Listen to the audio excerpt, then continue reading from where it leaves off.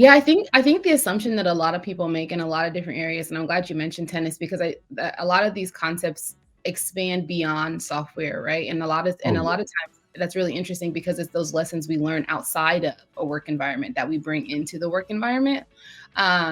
I think people assume that when you do something over and over again, or when you do something for a long time, that better is just an automatic process, right? And I think when we look at things like tennis and we look at athletes, that's not true, right? There's a ton of investment that they make in coaches and training and mobility and stretching and strength and biometrics in order to improve their performance, right? And those are the things a lot of times that we don't see when you're just watching the game or when you're just showing up, and playing with your friend. You don't know the hours that they're talking to a personal coach about, hey, how do I better my backhand? How do I get more agile on my feet, right?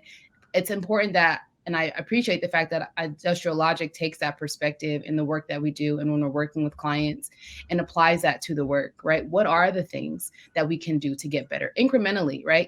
If you, like, to your point of tennis, you don't just say, hey, I want to be Serena Williams tomorrow, right? Fix all the things right now, right? 10,000 hours. Condense them to a week for me, right? You don't fix all the things in one day, right? You go and you see a coach for strength, you go and you see a coach for mobility, you go and you see a coach for nutrition, and you make incremental progress a little bit at a time. Like, that's why it takes years and years and years to get Yeah. great.